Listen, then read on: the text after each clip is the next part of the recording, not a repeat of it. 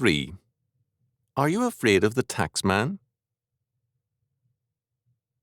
I heard a Western rancher, a fine and able man, admit to fear. He's afraid of the IRS taxmen. They have all the resources of the federal government behind them, and a lone man can rarely afford to fight them. I thought of his comment as I read a news report that there are about 71,000 federal, state and local agencies in the United States with the power to levy taxes, direct or indirect. Inquiry, September the 1st, 1981, 2. My friend was worried about one big bad wolf at the door. We have an army of them.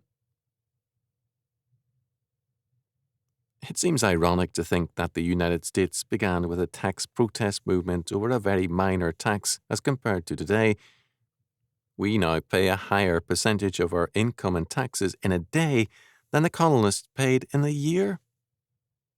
Granted, there were other very important political considerations in 1776, but we have all those problems with us now, only greatly magnified.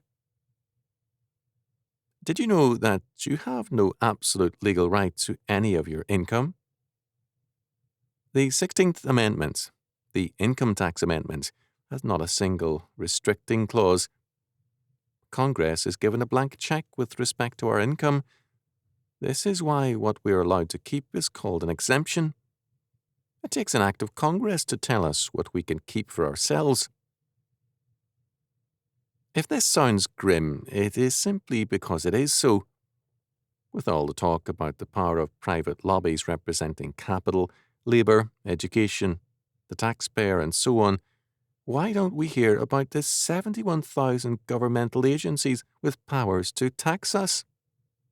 Does anyone imagine that this vast bureaucratic empire ever works for lower taxes? All too often, when we hear screams from Washington about funds to the needy and aged being cut, what the screamers really mean is that funds to an imperial bureaucracy are being cut. It is interesting to note that when the Tsar was overthrown in old Russia and the Bolsheviks took over, this same old bureaucracy went marching on, growing bigger and steadily more powerful than ever before. Civil governments, in this age of revolutions, come and go, but the bureaucrats stay and keep on growing. Few people get worked up over them, but their empires expand steadily. We all make noises about the defects of one president after another, usually with good reason, but we forget that the presidents accomplish little as compared with the vast bureaucracies and these 71,000 taxing bodies. These are the agencies which are steadily and quietly eating our freedom. 71,000 taxing agencies in the United States, and God only knows how many thousands of bureaucrats in all these agencies. No wonder our freedom is waning.